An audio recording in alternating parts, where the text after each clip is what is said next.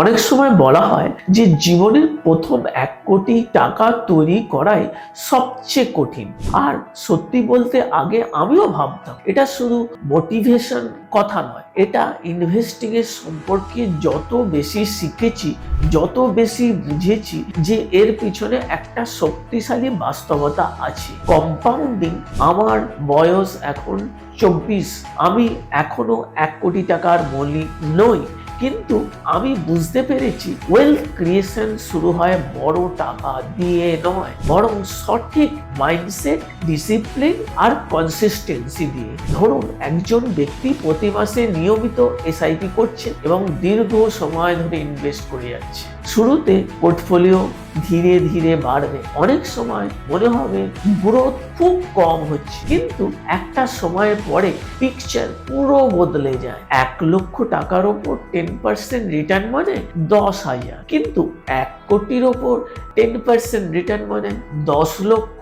Return percentage একই, কিন্তু ক্যাপিটালের size পুরো গেমটা বদলে দেয়। এই কারণেই কম্পাউন্ডিং কে বিশ্বের অষ্টম আশ্চর্য বলা হয়। ধরুন কেউ প্রতি মাসে 30,000 এসআইপি করে দীর্ঘ সময় ধরে ইনভেস্টেড থাকে। প্রথম 1 কোটি তৈরি হতে হয়তো 12 বছর মতো সময় লাগতে পারে, কিন্তু দ্বিতীয় 1 কোটি আসতে তার অনেক কম সময়ে।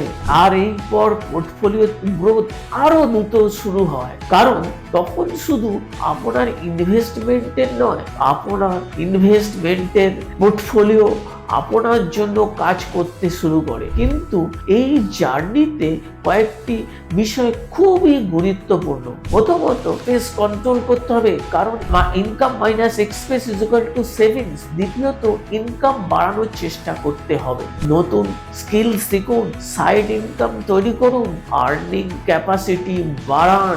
তৃতীয়ত নিয়মিত ইনভেস্ট করুন, মিউচুয়াল ফান্ড, ইন্ডেক্স ফান্ড বা ভালো ডাইভার্সিফাইড পোর্টফোলিও দীর্ঘ সময় ওয়েলথ ক্রিয়েট করতে সাহায্য করে। চতুর্থত আননেসেসারি ডেবিট এড়িয়ে চলুন, আর সবশেষে ডিসিপ্লিন ধরে চলুন, কারণ ওয়েলথ ক্রিয়েশনের লাকের উপর নির্ভর করে না, এটা নির্ভর করে কনসিস্টেন্সি, পেশেন্স এবং টাইমের উপর। আজ হয়তো আপনার পোর্টফোলিও ছোট, কিন্তু যদি আপনি আর্নিং, সেভিং এবং ইনভেস্টিং চালিয়ে যান, তাহলে একদিন আপনার টাকাই আপনার জন্য কাজ করা শুরু করবে। তাই শেখা চালিয়ে যান, ইনভেস্ট করা চালিয়ে যান এবং নিজের ফাইন্যান্সিয়াল ফিউচার তৈরি করতে থাকুন। ধন্যবাদ। Fund investments are subject to market risk. Read all scheme related documents carefully.